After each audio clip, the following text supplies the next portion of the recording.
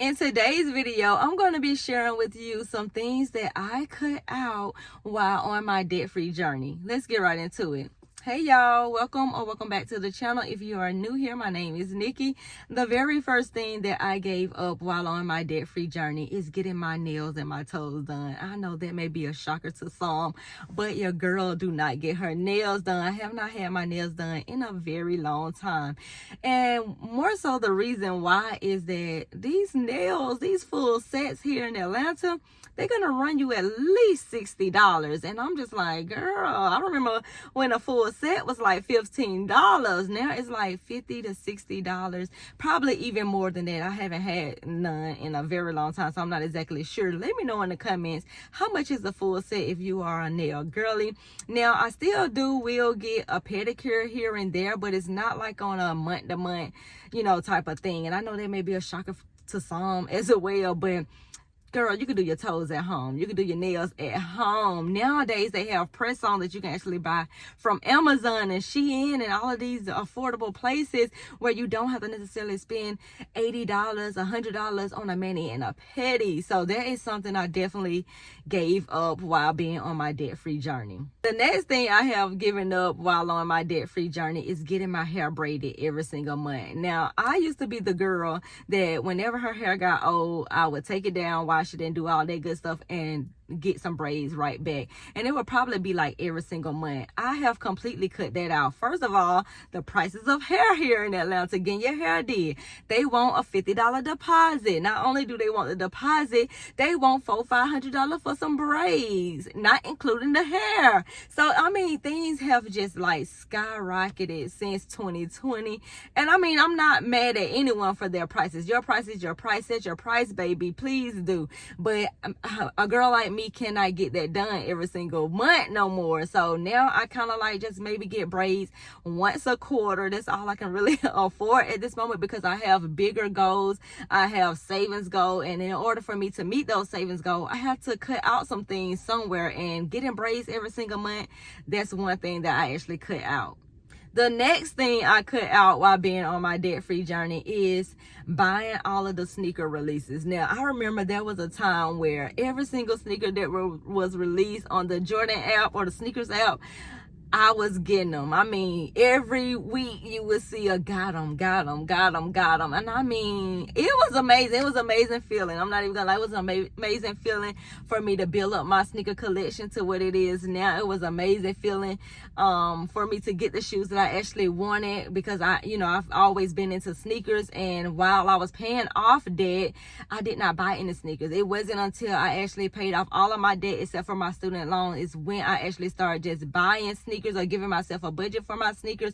And I was just going in month to month because I was giving myself around $500 for sneakers, y'all. I know, crazy, but guess what? I still was saving money. I was doing $770 or something like that. But anyway, I ended up saving $10,000 that year while still giving myself $500 for sneakers. So that I wasn't mad about it. And the reason why I wasn't mad about it is because I was still doing the important stuff. I still was paying my bills. I still was putting money in my savings, which was way more than what I'm doing now. But I was putting money in my savings, and I was giving myself a sneaker budget.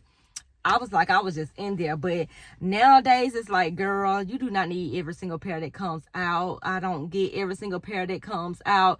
So not getting every release is one of the things I actually cut out while being on my debt-free journey. Another thing that I have cut out while being on my debt-free journey is traveling.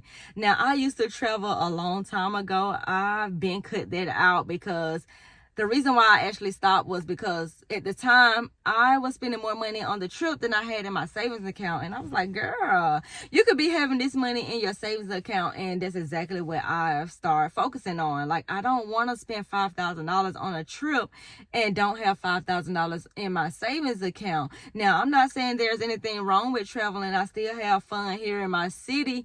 But me personally, I have to look at my goals and I have to look at my expenses, and if $5,000 is not feasible for me to spend right now currently, and I won't be able to meet my savings goal, then the trip have to go on the back burner. You do not have to go on every single trip that people are planning, and that's what I have to tell myself.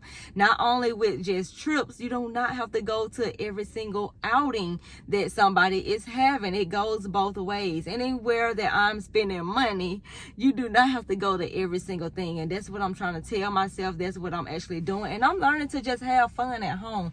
I'm learning to bring all of those things that I actually like to do outside of my home into my home, because I just got a margarita maker. I just got the Ninja frozen drink maker. So the frozen margaritas that I like to drink while I'm out at different restaurants, I can now have that at home, baby. So that's gonna save me a whole lot of money from that, and then I can just make my nachos and stuff like that at home and have me a Mexican, a little Mexican dinner at the house for the freeski.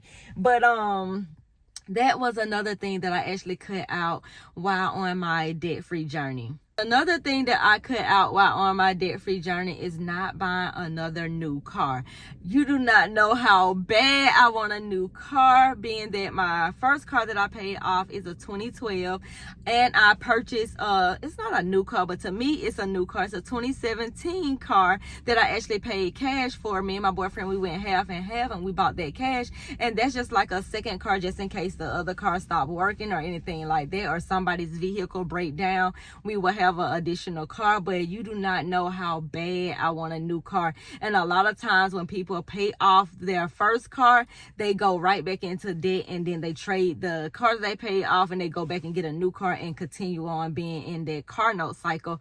So that was another thing that I had to cut off, that I had to just like stop telling myself like, girl, you do not need a new car right now. Let's just work this savings up. Let's get this house. Let's get this credit score up. Let's get this debt paid off, and then maybe we can think about getting a new car. But there's nothing wrong with your car, so why do you want a new car? You get what I'm saying? So that's something I had to cut out as well. Another thing that I had to cut out while on my debt-free journey, and this is probably the biggest thing of them all, letting people borrow money. I mean, people think I am the ATM.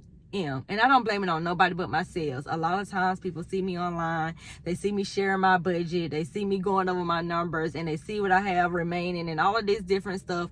And then the next thing I know, I'm getting a phone call. Hey, can I borrow $100? Hey, can I borrow $200? Hey, can you put money here? Hey, can you send me money there? I mean, when people call me, they only want something, unfortunately. And now I just do not answer my phone. It's unfortunate that I have to be like that, but sometimes for my sanity, I go through my own issues. A lot of times my numbers are not where I want my numbers to be. A lot of times I'm overspending in certain categories like food. Y'all have literally seen me budget out my numbers and seen that I have overspent on my groceries every single month since the month of September.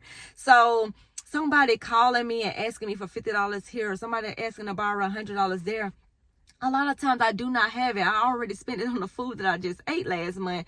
And that was something that I have to cut out in order to see my savings grow, in order for me to meet my savings goal, in order for me to actually pay down debt and do all the things that I want to do.